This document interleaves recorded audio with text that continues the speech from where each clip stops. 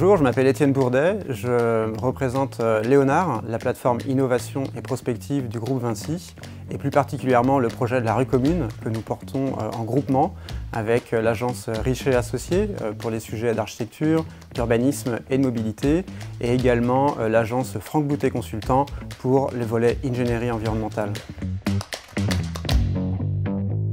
Alors notre commun cherche à bâtir un guide de transformation de la rue ordinaire des métropoles. Il y a bien sûr la création de connaissances et de la mise en partage de ressources.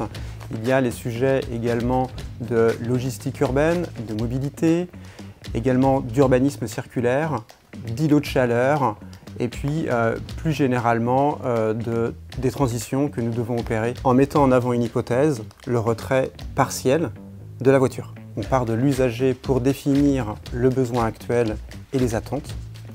Et puis d'un point de vue opérationnel, c'est-à-dire le passage à l'action, eh bien ça, ce sera adressé à des acteurs publics, à des agents territoriaux, et puis, dans un second temps, à des concepteurs pour imaginer des rues communes.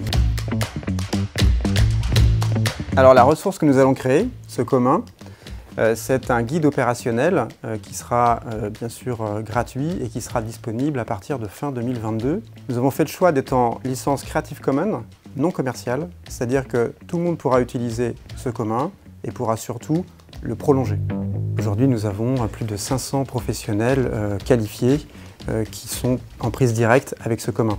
Pour y arriver, nous avons organisé des ateliers, des webinaires, des temps de débat, et c'est ce qui a permis de fédérer des acteurs et voir surtout se rallier tout un tas d'experts pour nous aider à bâtir ce commun.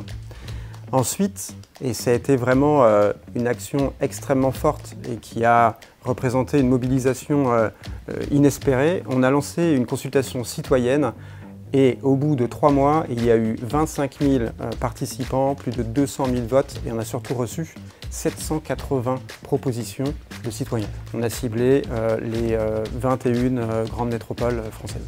Le modèle économique de ce commun, dans sa phase de création, est assez simple. Il y a une partie qui est une subvention attribuée par l'ADEME et une autre partie qui est un reste à charge pour le groupement et on est de l'ordre de 50-50. Pour le développement ultérieur, c'est-à-dire une fois que nous aurons établi un guide et qu'il aura été approuvé par l'ADEME, ce que nous proposerons donc aux collectivités, aux acteurs publics qui pourront porter ce projet, c'est d'aller chercher des fonds en France et en Europe pour porter des projets et développer des rues communes sur leur territoire.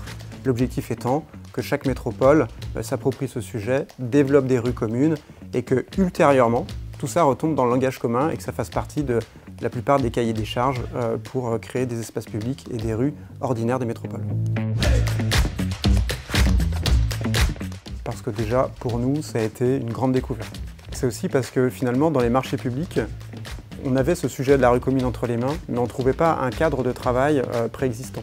Ensuite, l'appel à commun pour nous a été une très belle opportunité parce que pour parler d'un sujet qui appartient à tout le monde, l'espace public, la rue, finalement, mobiliser une communauté, c'est ce qui nous paraissait d'une part le plus raisonnable et ce qui allait aussi créer de la légitimité pour notre travail.